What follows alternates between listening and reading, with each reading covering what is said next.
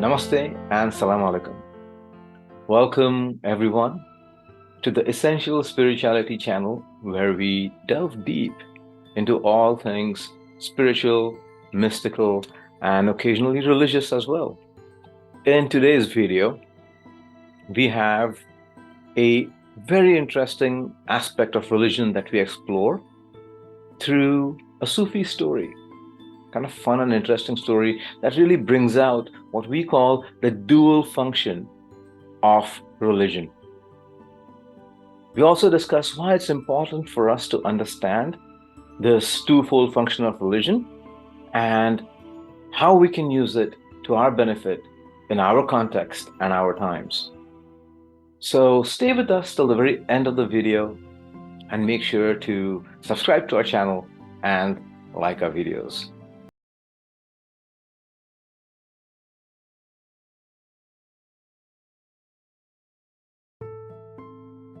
So before we get deeply into this video, we need to clarify a couple of things.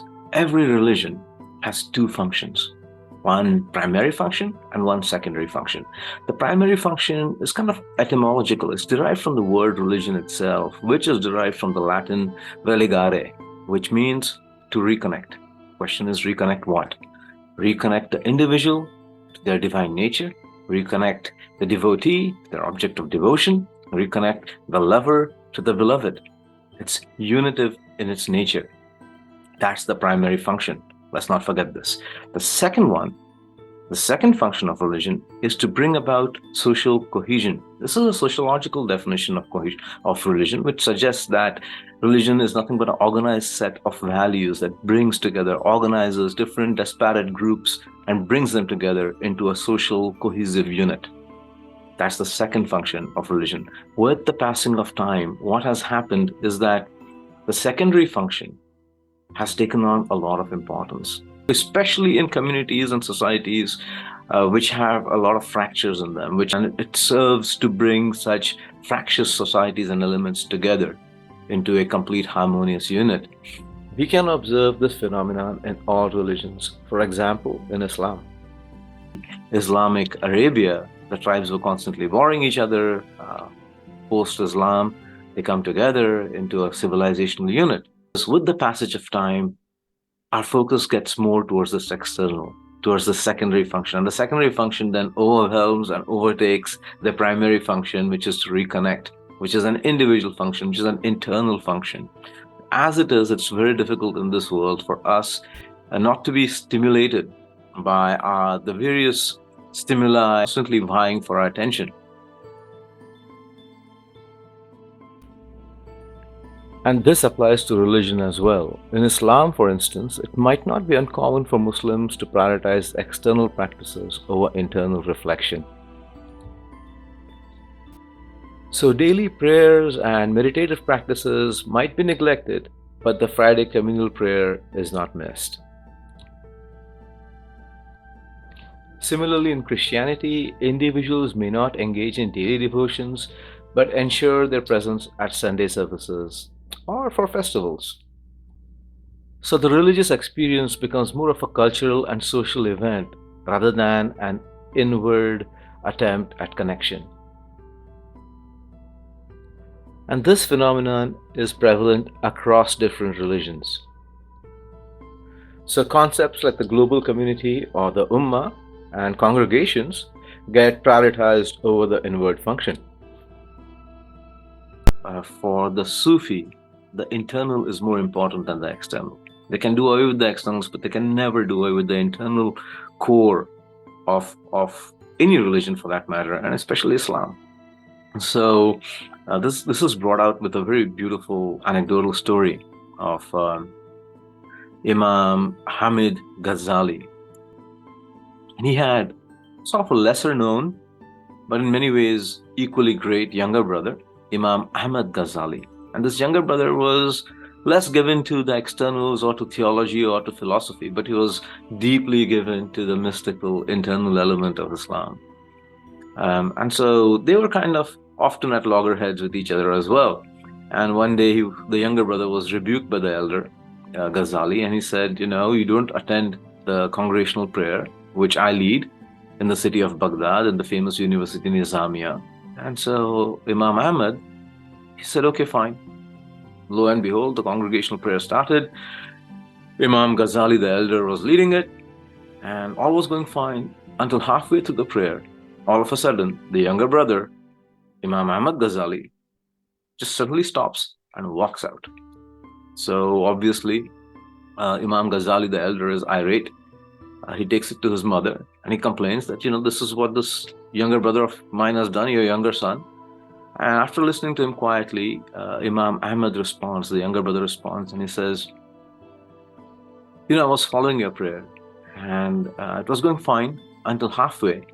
And it's very interesting. Halfway during the prayer, your thoughts moved away. Your focus, your attention moved away from the divine reality to a trade that you're concerned with. The moment your focus went away from the divine towards the externals, I couldn't follow your prayer anymore. At this point in time, the mother steps in and she says, you're right in saying that your older brother was distracted, and that shouldn't be the case when you're saying your prayers. But why were you distracted and following him in his thoughts? In other words, you were not focused on that divine reality either. And so she rebuked both of them. So this is a very interesting story that tells about the inward cultivation of the great sages and the Sufi saints, Imam Ahmad Ghazali, Imam Hamid Ghazali, and their mother as well. So it points out to how important the internals are in any given religion.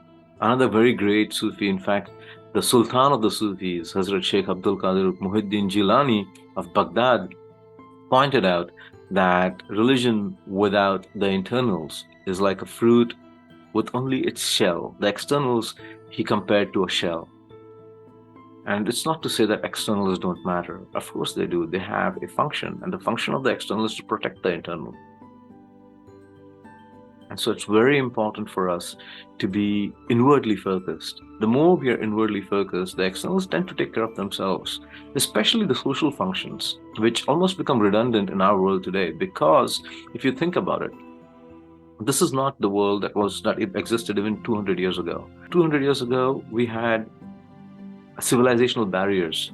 We had Christendom on one side, we had the Islamic civilization on another side. We had theocratic states across the globe that had built walls which were very difficult to cross, and people couldn't really interact with each other.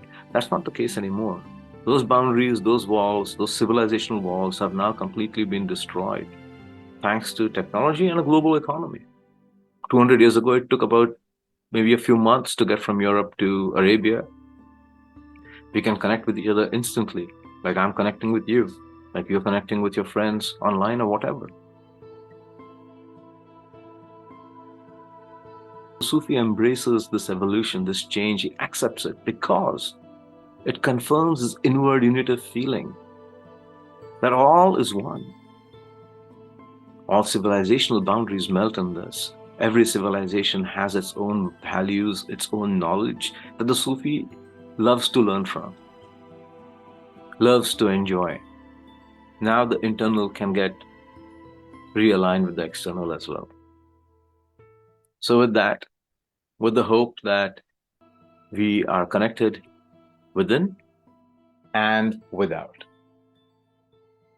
I hope this video has been useful in explaining the dual function of religion to you, the external part or the external function and the internal function, which is so important in the world that we live in today. With that, we bring this video to a close. We hope you enjoyed it and that you join us for our future videos and similar content on spirituality, mysticism, and religiosity. Namaskar and Salam Alaikum.